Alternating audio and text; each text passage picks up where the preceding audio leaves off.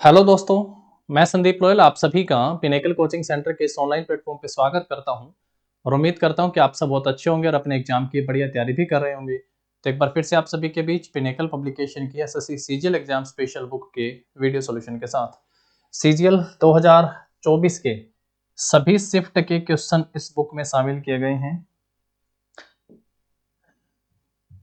और ये pinnacle publication का 3rd एडिशन है भाई, ठीक है, जिसका हम लोग वीडियो सॉल्यूशन भी कर रहे हैं। 36 टोटल शिफ्ट हुई थी टायर 1 की अगर हम लोग बात करें तो 9 सितंबर से लेके 26 सितंबर 2024 तक। तो 36 शिफ्ट के 3600 एमसीक्यू इस बुक के अंदर है। चैप्टर वाइज कंटेंट रहने वाला है। हिंदी मीडियम में भी और इंग्लिश मीडियम में भी सेम कंटेंट के साथ बुक अवेलेबल है। मैथ्स हो गया, रीजनिंग, इंग्लिश, जीएस, सामान्य अध्ययन। जो बच्चा एसएससी सीजीएल 2025 के एग्जाम की तैयारी कर रहा है उसके लिए बुक काफी हेल्पफुल रहने वाली है, ठीक है। चलिए हम लोग अपनी क्लास पे आते हैं। जनरल स्टडीज सामान्य अध्ययन से जो है हमारी क्लास रहने वाली है भाई, जनरल स्टडीज से। और इसमें जो हमारा टॉपिक रहेगा भाई वो है स्टैटिक जीके का। भाई स्टैटिक जीके का इंपॉर्टेंट रोल है एसएससी के एग्जाम के अंदर। 1/3 के आसपास क्वेश्चन यहीं से आते हैं, जिसमें आर्ट एंड कल्चर है, स्पोर्ट्स हो गया है, ये बहुत इंपॉर्टेंट रोल प्ले करते हैं। चलिए हम लोग अपने क्लास पे आते हैं। लास्ट क्लास तक 125 क्वेश्चन हम लोग कर लिए थे भाई, अभी 126 नंबर क्वेश्चन के साथ क्लास स्टार्ट कर रहे हैं। Who among the following is the first vocalist to receive the Bharat Ratna in 2008 and is also credited to have popularized ख्याल गायकी? हिंदी में देखिएगा, निम्नलिखित में से कौन 2008 में भारत रत्न प्राप्त करने वाली पहले या पहली गायक या गायिका हैं और उन्हें ख्याल गायकी को लोकप्रिय बनाने का श्रेय भी दिया जाता है? सीजीएल के एग्जाम में 18 सितंबर को 2024 3rd शिफ्ट में क्वेश्चन पूछा गया था। पहला ऑप्शन है पंडित भीमसेन जोशी, सेकंड है बेगम अख्तर, थर्ड ऑप्शन है विष्णु दिगंबर पलुष्कर और फोर्थ ऑप्शन है गंगूबाई हंगल। देखिए यहाँ इन चारों ऑप्शन में से केवल ऑप्शन ए है जिन्हें भारत रत्न दिया जा चुका है, तो ऑप्शन क्या हो जाएगा आप सबका यहाँ पर? इसका ए सही आंसर होगा। हिंदुस्तानी वोकलिस्ट है, इसमें लिखा भी गया है first vocalist to receive Bharat Ratna, और ये हिंदुस्तानी ख्याल गायकी से जुड़े हुए हैं।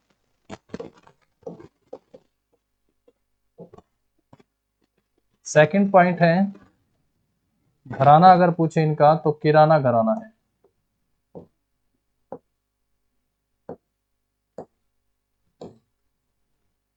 किराना घराने से जुड़े। जहां यहाँ वोकलिस्ट लिखा हुआ है, मैं टाटा के क्षेत्र से आप सबको बता देता हूं। सबसे पहले 1998 एमएस सुब्बुलक्ष्मी का नाम याद रखेंगे।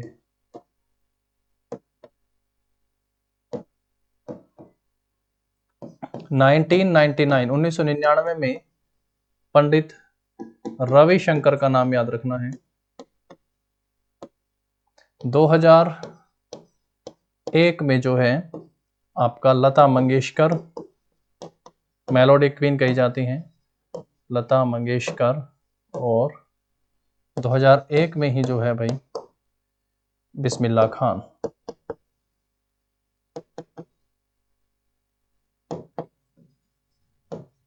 और जैसा ऑप्शन में लिखा हुआ है 2008 में अनाउंसमेंट के साथ कई बार नो भी दिया जाता है, तो यहां से आप भीमसेन जोशी का नाम ध्यान रखेंगे। भीमसेन जोशी ये मैं पहले बता चुका हूं। और 2019 में असमीज लेखक, अच्छा भूपेन हजारिका का नाम भी है क्या, बताओ जरा मुझे, इनको भी दिया गया है क्या भारत रत्न? ये कर्नाटक संगीत से जुड़े हुए हैं, कर्नाटिक म्यूजिक दक्षिण भारत की संगीत शैली है। रविशंकर फेमस सितारिस्ट हुए हैं, सितार प्लेयर हैं। और लता मंगेशकर जो है या प्लेबैक सिंगर आप सब जानते हैं, सिंगिंग से जुड़े हुए हैं। भिंडी बाजार घराना से आप इन्हें याद रख सकते हैं। और बिस्मिल्लाह खान जो है ये प्रसिद्ध शहनाई वादक,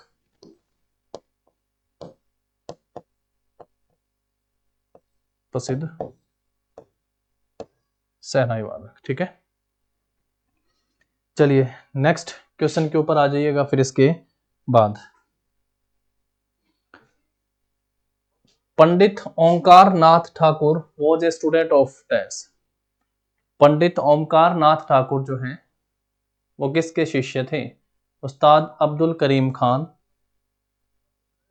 पंडित विष्णु दिगंबर पलुष्कर, पंडित गोपाल शंकर मिश्रा और पंडित विष्णु नारायण भातखंडे। सही आंसर क्या होगा? पंडित ओंकार नाथ ठाकुर जो हैं पंडित विष्णु दिगंबर पलुष्कर के शिष्य थे, ऑप्शन बी। उस्ताद अब्दुल करीम खान जो हैं, करीम खान और वाहिद खान का नाम आप ध्यान रख सकते हो, इससे मिलता जुलता पॉइंट आप सब याद रखें। उस्ताद करीम खान और उस्ताद वाहिद खान।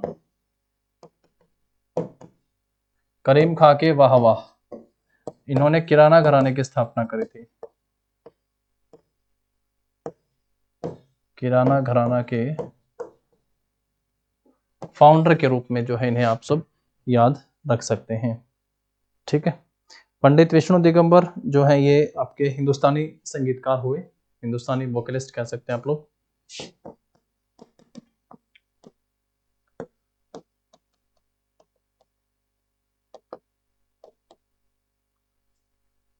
चलिए आगे बढ़ाते हैं, फिर इसके बाद हम लोग नेक्स्ट क्वेश्चन के ऊपर आ जाते हैं। Navratri festival is dedicated to which of the following goddesses? Navratri उत्सव निम्नलिखित में से किस देवी को समर्पित है? ज्वाला, लक्ष्मी, दुर्गा और सरस्वती। नवरात्रि उत्सव फेमस है, नवरात्रि के दौरान कौन सा नृत्य किया जाता है? तो गरबा और डांडिया, गुजरात में।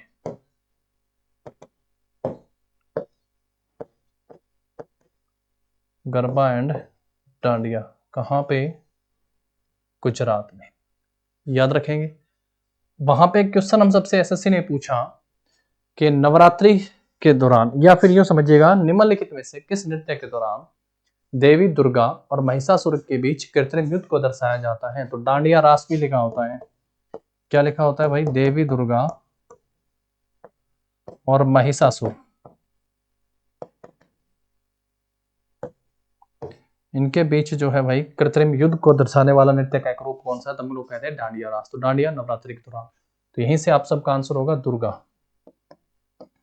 तो किस देवी को समर्पित है? दुर्गा। एक दुर्गा से आप याद रखिएगा, दुर्गा पूजा जो है, दुर्गा पूजा ये कलकत्ता की दुर्गा पूजा बहुत फेमस है और ये यूनेस्को में शामिल है, यूनेस्को की cultural heritage list.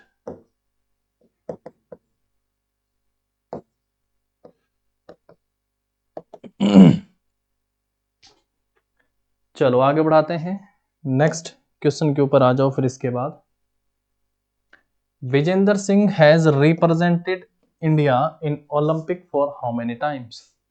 Vijendra Singh ने कितनी बार ओलंपिक खेलों में भारत का प्रतिनिधित्व किया?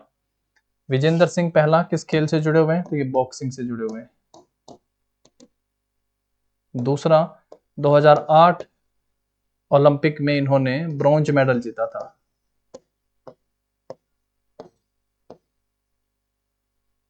ठीक है, एक ये भी याद रखेंगे।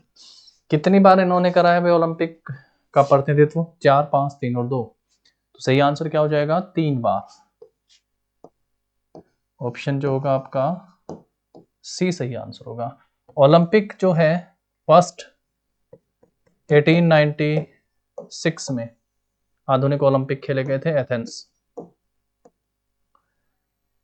इंटरनेशनल ओलंपिक काउंसिल की जो गठन है वो कब होता है? 1924 में।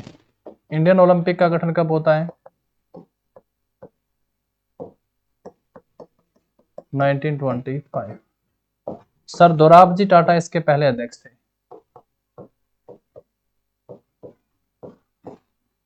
दोराबजी टाटा। और वर्तमान में पीटी उषा।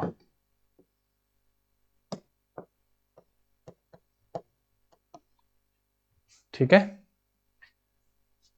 ऑप्शन सी सही आंसर हो जाएगा। नेक्स्ट देखो, in which sport India win its first individual Olympic medal? Bharat ने अपना पहला व्यक्तिगत ओलंपिक पदक जो है वो किस खेल में जीता था? भारत ने पहला अपना व्यक्तिगत ओलंपिक पदक जो है वो किस खेल में जीता था? 1952 में हेलसिंकी में इसका आयोजन किया गया था। केडी जाधव नाम याद रख सकते हैं। 1952 फिनलैंड की कैपिटल है। तैराकी, जूडो, कुश्ती और निशानेबाजी, स्विमिंग, जूडो, रेसलिंग और शूटिंग। तो पहला व्यक्तिगत ओलंपिक पदक किस खेल में जीता था? तो ये रेसलिंग में, कुश्ती में। तो ऑप्शन क्या हो जाएगा आपका यहां पर? इसका सी सही आंसर हो जाएगा, याद रखिएगा। ठीक है, चलो नेक्स्ट क्वेश्चन के ऊपर आते हैं फिर हम लोग इसके बाद। Who among the following classical dancer is not related to Odissi? Not related लिखा हुआ है। निम्नलिखित शास्त्रीय नर्तकियों में से कौन ओडिशी से संबंधित नहीं है? गीतांजलि लाल, मायाधर राउत, किरण सहगल, कुमकुम मोहंती। तो ये मैंने आप सबको बताया, कुमकुम मोहंती भी हैं, मायाधर राउत भी हैं, किरण सहगल भी हैं, गीतांजलि लाल जो है नहीं है। कुछ और पॉइंट आप सब यहाँ पे याद रख सकते हैं। एक संयुक्ता पाणिग्राही बताया, संयुक्ता पाणिग्राही, ठीक है। एक केलुचरण महापात्र बताया, केलुचरण महापात्र। एक कालीचरण पटनायक बताया, है ना, कालीचरण पटनायक, ठीक है। और एक पंकज चरण दास है, पंकज चरण दास। ये कुछ नाम हैं। एक इलाना सिटारी सिटी है,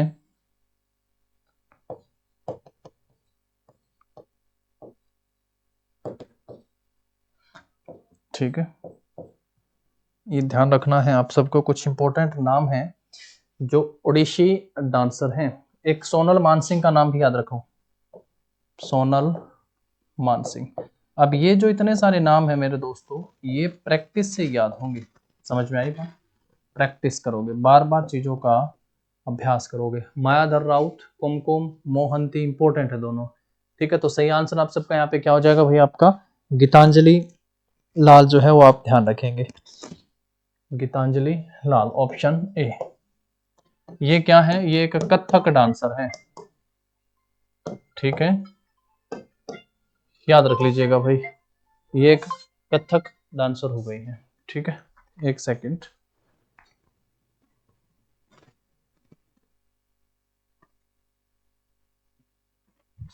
चलिए नेक्स्ट पे आते हैं। इसके बाद फिर हम लोग यहाँ से, इनको आप सब याद रख लीजिएगा। ये क्या है? कथक डांसर है, जबकि ये सारे क्या है भाई?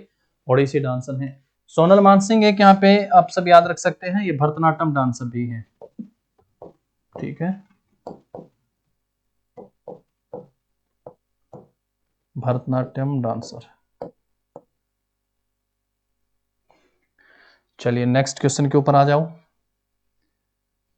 तरुण Bhattacharya, who was awarded the Sangeet Natak Akademi award in 2018 is known for playing which musical instrument?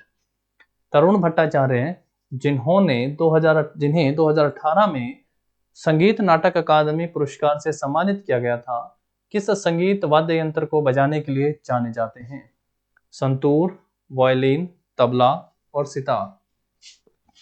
सही आंसर क्या हो जाएगा? तरुण भट्टाचार्य संतूर प्लेयर हैं, ऑप्शन ए। तीन नाम अब मेरे साथ आप याद करिएगा। एक है तरुण भट्टाचार्य, सेकंड वन है शिव कुमार शर्मा, ये बहुत इंपॉर्टेंट है, शिव कुमार शर्मा, ठीक है, शिव कुमार शर्मा। और थर्ड जो हो गया है आप सबके लिए, शिव कुमार शर्मा, तरुण भट्टाचार्य। तीसरा और जो इंपॉर्टेंट है भाई, उनको भी आप सब यहां से याद रख सकते हैं। संतूर प्लेयर में भजन सोपोरी,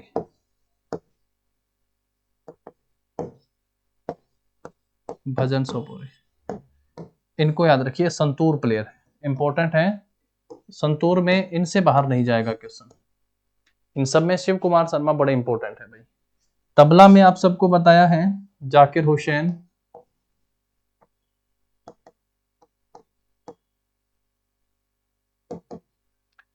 दूसरा किशन महाराज,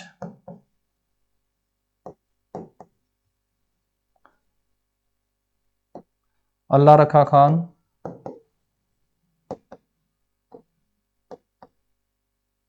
धीरे धीरे करके इनको आप याद कर लीजिए, तीन तीन करके भी करेंगे ना। सितार में पंडित रविशंकर, पंडित रविशंकर, अनुष्का शंकर,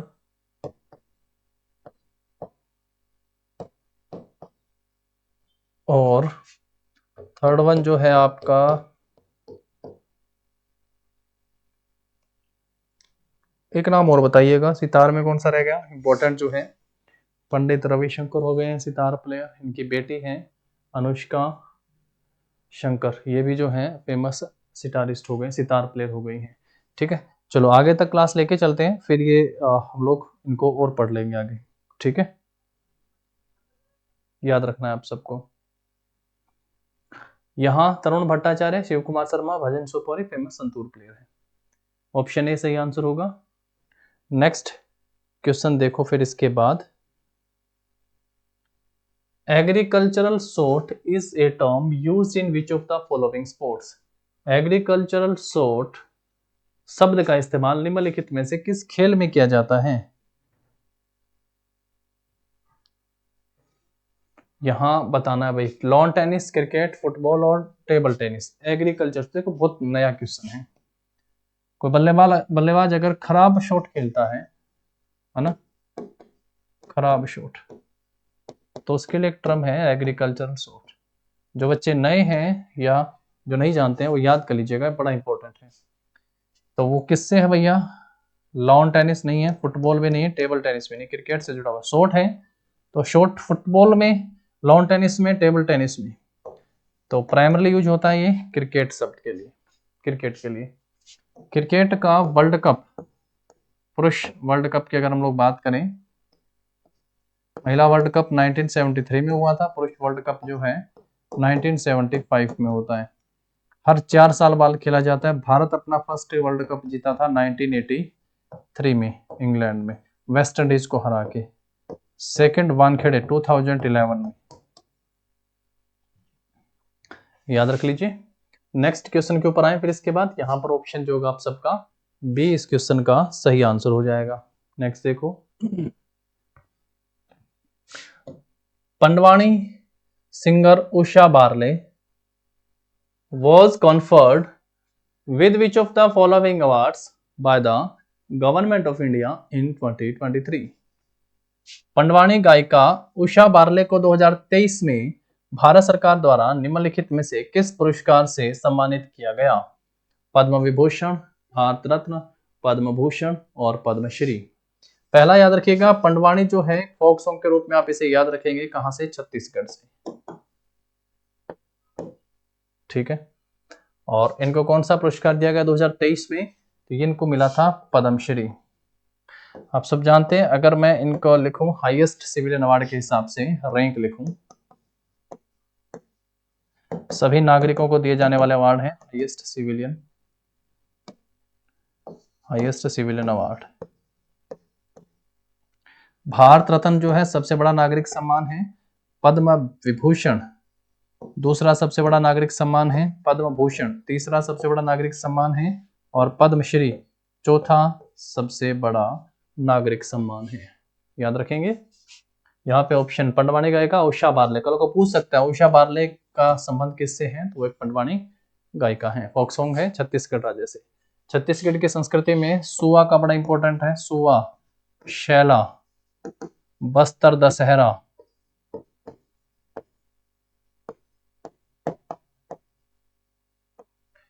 सुआ, शैला, बस्तर दशहरा, पंडवानी। याद रखिएगा, यहां से एग्जाम में पूछे जाने वाले नृत्य हैं। चलिए आगे बढ़ाते हैं इसके बाद, नेक्स्ट क्वेश्चन के ऊपर आओ फिर। नेक्स्ट देखिएगा, which Indian musician and sitar player, ये कौन सा इंस्ट्रूमेंट प्ले करते हैं, sitar, is the founder of the national Orchestra of India. कौन से भारतीय संगीतकार और सितार वादक नेशनल ऑर्केस्ट्रा ऑफ इंडिया के संस्थापक हैं या थे? रविशंकर, शाहिद परवेज खान, किशन महाराज और अय्यागर श्यामसुंदरम। किशन महाराज हम लोग पढ़ के आ चुके हैं, फेमस तबला प्लेयर थे।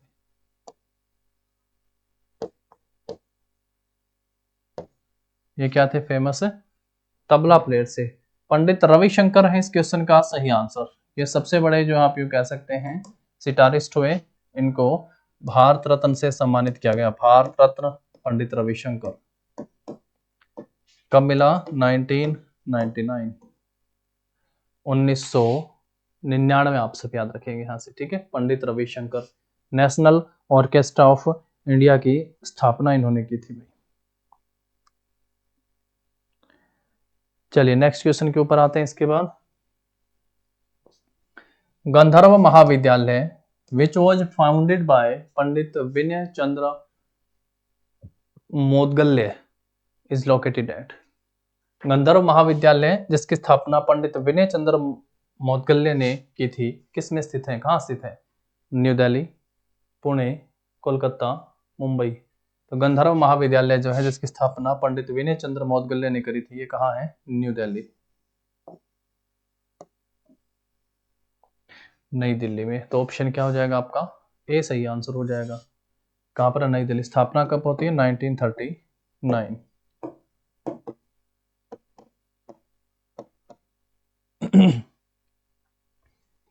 तो ऑप्शन ए पे आप सबको जाना है। चलिए नेक्स्ट पे आते हैं। इन चेस, शतरंज से संबंधित है।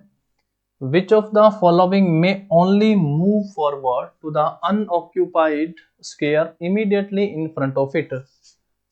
शतरंज में निम्नलिखित में से कौन केवल अपने ठीक सामने वाले खाली खाने में ही आगे बढ़ सकता है?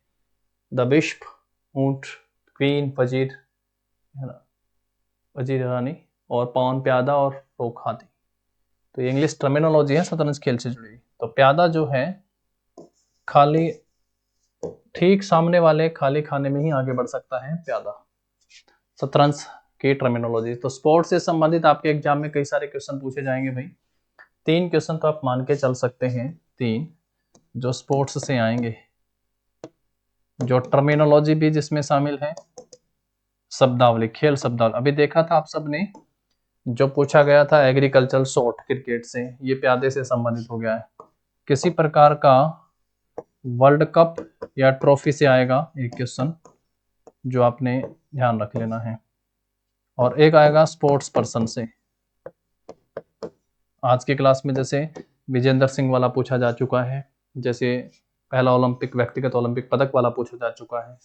तो ये याद रखने वाले पॉइंट हैं, ठीक है। ऑप्शन सी सही हो जाएगा। चलिए नेक्स्ट क्वेश्चन के ऊपर आ जाओ फिर इसके बाद। Which is the joint digital skills initiative for employability through digital skill by National Career Service and Microsoft India? Hindi में देखिए क्वेश्चन को। राष्ट्रीय करियर सर्विस और माइक्रोसॉफ्ट इंडिया के द्वारा डिजिटल कौशल के माध्यम से रोजगार के लिए संयुक्त डिजिटल कौशल पहल कौन सी है?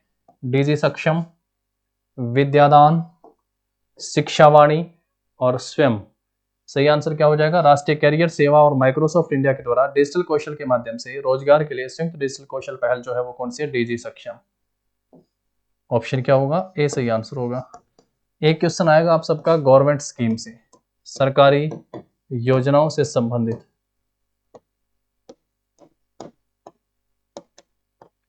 सरकारी योजनाएं, और ये स्कीम डीजी सक्षम कब आई थी? 2021। चलिए आगे बढ़ाते हैं, नेक्स्ट क्वेश्चन के ऊपर आओ इसके बाद फिर भाई।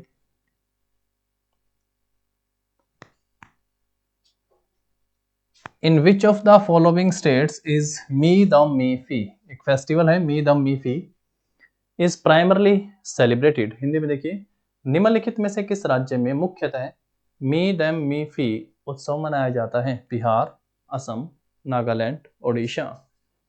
तो ये बनाया जाता है कहां पर? मी दम मी फी असम में है। असम में बिहू भी ध्यान रखेंगे, बिहू डांस और फेस्टिवल दोनों हैं, याद रखना है मेरी बात को, डांस और फेस्टिवल दोनों हैं, ठीक है। बिहू है, बैशागु है, ये भी याद रख लीजिएगा। बी और एक आपका सत्रिया क्लासिकल डांस है यहां से,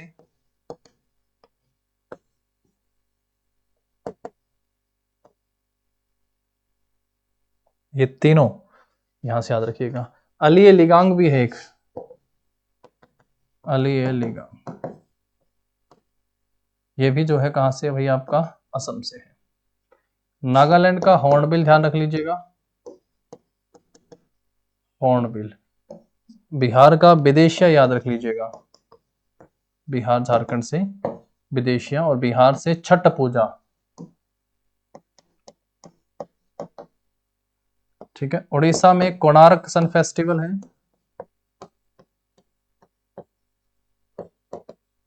और बाकी आप सब जानते ही हैं ओडिशी क्लासिकल डांस भी उड़ीसा से ही है। यहां पर आप सबका ऑप्शन इस क्वेश्चन का मेरे दोस्तों क्या हो जाएगा, बी सही आंसर हो जाएगा। चलो आगे बढ़ाएं, फिर इसके बाद हम लोग अपने नेक्स्ट क्वेश्चन के ऊपर आते हैं भाई। नेक्स्ट देखिएगा, हाँ मैच करने वाला क्वेश्चन है, match the following sportsman in first and awardist in second. निम्नलिखित में से सूची 1 के खिलाड़ियों का सूची 2 के पुरस्कारों के साथ मिलान कीजिएगा। एक साइड स्पोर्ट्स पर्सन है, एक साइड उनके अवार्ड है। देवेंद्र झाझड़िया, सुमित अंतिल, नीरज चोपड़ा, शिखर धवन, अब सारे नाम आप सबसे सुने हुए। दूसरी तरफ सूची है पद्मश्री 2022 2022 का पद्मश्री, पद्म भूषण 2022 2022 का पद्म भूषण, अर्जुन पुरस्कार, अर्जुन अवार्ड 2021 2021 का, और मेजर ध्यानचंद खेल रत्न पुरस्कार 2021। भारत का सर्वोच्च खेल पुरस्कार है मेजर ध्यानचंद खेल रत्न पुरस्कार। तो देखिए इन सब में अगर मैं यहाँ पे एक चीज को मैच करने की कोशिश करूं तो वो सबसे बड़ा नाम इन चारों में गोल्ड मेडलिस्ट है ओलंपिक का, नीरज चोपड़ा। सबसे बड़ा नाम क्या भैया, नीरज चोपड़ा। देखो इस तरीके से है तो काफी कॉम्प्लिकेटेड क्वेश्चन है ये। अवार्ड में अगर मैं इन सब में देखूं तो खेल का सबसे बड़ा पुरस्कार है मेजर ध्यानचंद खेल रत्न पुरस्कार, है कि नहीं, है ना। तो नीरज चोपड़ा को सब जानते हैं, भाला फेंक में गोल्ड मेडल, व्यक्तिगत स्पर्धा में गोल्ड मेडल जीतने वाले पहले भारतीय खिलाड़ी हैं, एथलीट, भाला फेंक में। तो सी के साथ 4 को मैच कर लीजिएगा, आपका काम बन गया। इस ऑप्शन में भी सी के साथ 4 नहीं है, इस ऑप्शन में भी सी के साथ 4 नहीं है, इस ऑप्शन में भी सी के साथ 4 नहीं। पहला ऑप्शन है जिसमें सी के साथ 4 है, चौथे नंबर वाला मैच कर रहा है यहाँ पे। अब मैच कर लीजिएगा, देवेंद्र झाझड़िया को पद्म भूषण प्राप्त करने वाले खिलाड़ी भी पहले ही हैं 2022 का। देवेंद्र झाझड़िया पैरा ओलंपिक में मेडल जीता इन्होंने। उसके बाद सुमित अंतिल पद्मश्री 2022 2022 का पद्मश्री, और शिखर धवन जो है इनको अर्जुन अवार्ड मिलता है, ठीक है, अर्जुन अवार्ड। तो ऑप्शन क्या करेंगे आप लोग यहां से, इसका ए सही आंसर होगा। चलो आगे बढ़ाते हैं, फिर इसके बाद हम लोग नेक्स्ट क्वेश्चन के ऊपर आते हैं। Who among the following was the youngest recipient of the संगीत Kalanidhi award awarded by the Music Academy in 1947? निम्नलिखित में से कौन 1947 में संगीत अकादमी के द्वारा संगीत कलानिधि पुरस्कार प्राप्त करने वाला सबसे कम उम्र का व्यक्ति था? सेमनगुड्डी राधा कृष्ण श्रीनिवास अय्यर पहला ऑप्शन है, Ariyakudi Ramanuja Iyengar second option, Mallikarjun Bhimrayappa Mansur third option, और भीमसेन जोशी फोर्थ ऑप्शन। संगीत कलानिधि पुरस्कार जो है प्राप्त करने वाले 1947 में कौन थे? सेमनगुड्डी राधा कृष्ण श्रीनिवास अय्यर। भीमसेन जोशी तो आप वैसे काट सकते हैं, ये बहुत अभी के हैं, तो करंटली वो 1947 की बात हो रही है। इनको तो कौन सा पुरस्कार मिला है? भारत रत्न, ठीक है, पेपर में दे रखा 2008, याद रखेंगे। संगीत कलानिधि पुरस्कार प्राप्त करने वाले पहले सबसे कम उम्र के व्यक्ति थे। तो ऑप्शन क्या कर देंगे आप लोग यहां से, ए सही आंसर हो जाएगा। चलिए नेक्स्ट क्वेश्चन के ऊपर आते हैं।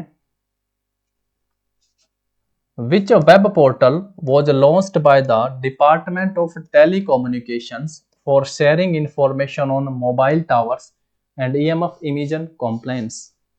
हिंदी में देखिए, ये स्कीम से आ गया है क्वेश्चन। दूरसंचार विभाग द्वारा मोबाइल टावरों और ईएमएफ उत्सर्जन अनुपालन पर जानकारी साझा करने के लिए कौन सा वेब पोर्टल लॉन्च किया है? कोई एप्लीकेशन, कोई वेब पोर्टल लॉन्च किया गया, उस पे पेपर में क्वेश्चन आया है। ई अमृत, नमस्ते, तरंग संचार और पीएम दक्ष। तो पीएम दक्ष तो पहले पढ़ चुके हैं। ये है दूर संचार पे क्या हो रहा है भैया? तरंग संचार हो रहा है। दूर संचार विभाग तरंग संचार। तो तरंग संचार जो है, यानी उत्सर्जन क्या है, किस चीज का उत्सर्जन? ईएमएफ उत्सर्जन हो रहा है ना। तो ये हो गया है इमेजन के लिए आपका, थोड़ा सा आइडिया लगाएंगे तो भी आप समझ पाएंगे। तरंग संचार दूर संचार विभाग के द्वारा जारी किया गया। तो ऑप्शन सी सही आंसर होगा। चलो आगे बढ़ा लेते हैं, नेक्स्ट क्वेश्चन के ऊपर आ जाओ। फिर इसके बाद, India hosted the Asian games in which of the following years? निम्नलिखित में से किन वर्षों में भारत ने एशियाई खेलों की मेजबानी करी है? एशियाई खेल भारत में हुए कितनी बार हैं भाई? 2 बार हुए अब तक। एक जवाहरलाल नेहरू के समय और एक इंदिरा गांधी के समय। तो 1954 और 1986, 1951 और 1982, 1951 और 1986, 1954, 1982। तो भैया 1951 है, गलत होगा। 1982 है, ये वाला गलत होगा। तो 1951 और 1982 के जो एशियन गेम्स हैं ये भारत में हुए थे। 1951 के कहाँ हुए थे? ये न्यू दिल्ली में। ठीक है मेरे भाई, याद रखेंगे। भारत में एशियाई खेलों की मेजबानी भारत ने कब करी थी? 1951 में। और 1951 का जो हुआ भी था ना, ये फर्स्ट टाइम था। ये फर्स्ट टाइम हुए थे, फर्स्ट टाइम एशियन गेम्स, और वो भारत में ही खेले गए थे। ठीक है, तो ये फर्स्ट टाइम है और पहली बार ही हुए थे। और पहली बार ये कहां पे हुए थे? दिल्ली में हुए थे। चलो आगे बढ़ाते हैं, नेक्स्ट देखो। Sardhana Christian fair is held in which of the following states? Sardhana एशियाई मेला निम्नलिखित में से किस राज्य में आयोजित किया जाता है? पश्चिम बंगाल, हरियाणा, मध्य प्रदेश और उत्तर प्रदेश। ये ईसाई मेला है, इसका आयोजन कहाँ पे होता है? मध्य प्रदेश में जो है भाई, ये सही आंसर नहीं है। यहाँ पे एक तो ग्वालियर संगीत फेस्टिवल का आयोजन होता है। ठीक है, जगह के नाम से तानसेन से संबंधित, तानसेन भी कह देते हैं, तानसेन संगीत फेस्टिवल। एक ये ध्यान रख लेना है। हरियाणा में जो है एक इंपॉर्टेंट फेयर अगर हम लोग देखेंगे तो सूरजकुंड इंटरनेशनल क्राफ्ट फेयर होता है। सूरजकुंड इंटरनेशनल क्राफ्ट फेयर, ये वाला यहां से। सही आंसर क्या है इस क्वेश्चन का? उत्तर प्रदेश में जो है सरधना ईसाई फेस्टिवल का आयोजन होता है। तो ऑप्शन डी सही हो जाएगा। चलो आगे बढ़ाते हैं, नेक्स्ट क्वेश्चन के ऊपर आ जाओ। फिर इसके बाद भाई इसका बताओ। Ali Akbar Khan was associated with which of the following gharanas? Ali Akbar Khan निम्नलिखित में से किस घराने से जुड़े थे? मेहर घराना, आगरा घराना, ग्वालियर घराना, किराना घराना। तो भाई ये जुड़े हुए थे अली अकबर खान मेहर घराने से। किराना घराना से भीमसेन जोशी, कुमार गंधर्व। गंधर्व फेस्टिवल का आयोजन होता है भाई, कुमार गंधर्व।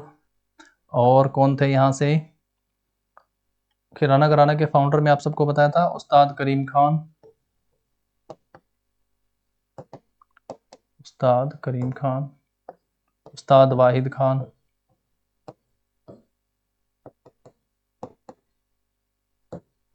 ठीक है, ग्वालियर घराना हद्दू खान और हशू खान।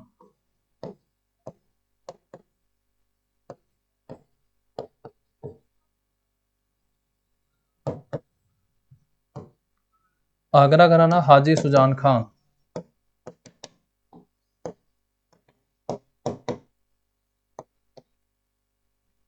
ठीक है, याद रखने हैं। तो यहां ऑप्शन जो होगा आप सबका इस क्वेश्चन का ए, मेहर घराना सही आंसर हो जाएगा। चलो, अली अकबर खान का संबंध अगर पूछे तो आप सब यहां से इसको याद रख सकते हैं। चलिए नेक्स्ट क्वेश्चन के ऊपर आते हैं। इसके बाद हम लोग Elela Karade dance of Kerala is performed by which of the following tribes. Kerala का एलेला कराडे नृत्य निम्नलिखित में से किस जनजाति के द्वारा किया जाता है। पहला याद रखिएगा, ये अगर पूछे नृत्य कहां से है तो आप आंसर कर दीजिएगा ये केरल से है।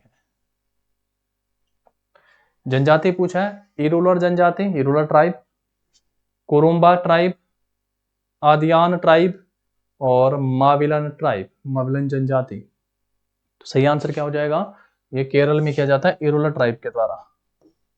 ऑप्शन क्या हो जाएगा ए। केरल में ओणम फेस्टिवल का आयोजन भी होता है, ओणम फेस्टिवल, निशा गांधी फेस्टिवल,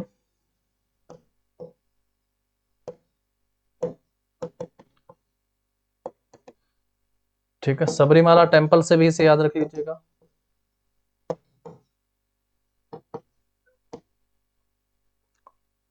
ठीक है, एलेला कराडे नृत्य केरल राज्य से, तो ऑप्शन ए सही आंसर होगा। चलिए नेक्स्ट क्वेश्चन के ऊपर आ जाइएगा। फिर इसके बाद भक्ति Pradeep Kulkarni is associated with, भक्ति प्रदीप कुलकर्णी का संबंध किससे है। बैडमिंटन, कबड्डी, चेस और क्रिकेट। भक्ति प्रदीप कुलकर्णी का संबंध किससे भैया, ये चेस प्लेयर हैं, शतरंज के खिलाड़ी हैं। भक्ति प्रदीप कुलकर्णी कौन से प्लेयर हैं, ये चेस प्लेयर हैं, शतरंज के खिलाड़ी हैं। तो ऑप्शन सी सही आंसर हो जाएगा। चलो नेक्स्ट क्वेश्चन के ऊपर आते हैं फिर हम लोग। इसके बाद the national youth policy was launched in, राष्ट्रीय युवा नीति जो है वो कब शुरू की गई थी। 2012, 2013, 2014, 2015। National youth policy started in which year. Then answer क्या होगा 2014। राष्ट्रीय युवा नीति की शुरुआत होती है 2014 में। चलो उसके बाद आगे बढ़ाते हैं। नेक्स्ट बताओ भाई, इस क्वेश्चन का आंसर बताओ। Atla Taddi is a widely celebrated festival of which Indian state. Atla Taddi किस भारतीय राज्य का व्यापक रूप से मनाया जाने वाला त्योहार है।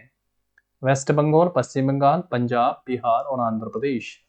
अटला तड्डी जो है ये वेस्ट बंगाल का मनाया जाने वाला त्योहार है। ऑप्शन जो होगा बताओ, नहीं सॉरी, अटला तड्डी ये आंध्र प्रदेश का है भाई। अटला तड्डी सॉरी, आंध्र प्रदेश राज्य के द्वारा मनाया जाने वाला त्योहार है। तो यहाँ पे जो होगा आप सबका इस क्वेश्चन का सही आंसर क्या हो जाएगा, आंध्र प्रदेश, डी। कुचिपुड़ी डांस जो है ये भी कहां से है आपका, Kuchipudi dance classical dance Andhra Pradesh से। भामा कलापम इसकी रचना किसने करती है, सत्यभामा ने, इसी से जुड़ा है ये। और किसने गॉड से संबंधित है तो हिंदू देवी देवता में आप लॉर्ड कृष्णा।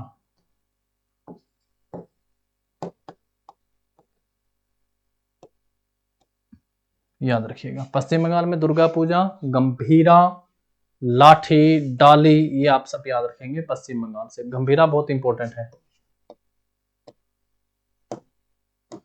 गंभीरा, लाठी, डाली, ठीक है। दुर्गा पूजा कलकत्ता की बहुत फेमस है। पंजाब में गरबा डांडिया हो गया, सॉरी पंजाब में जो है भांगड़ा और गिद्धा, गरबा डांडिया गुजरात से। चलो आगे बढ़ाएं। फिर इसके बाद हम लोग नेक्स्ट क्वेश्चन के ऊपर आ जाते हैं। चलिए इसका आंसर बताइएगा। Where was the first World Cup of kabaddi organized in 2004। 2004 में कबड्डी का पहला विश्व कप कहाँ आयोजित किया गया था। मुंबई में, हैदराबाद में, पंजाब में या कोलकाता में।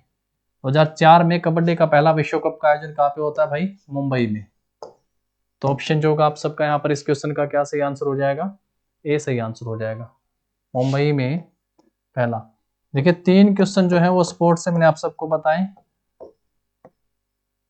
आर्ट एंड कल्चर 3 क्वेश्चन, ठीक है। स्कीम से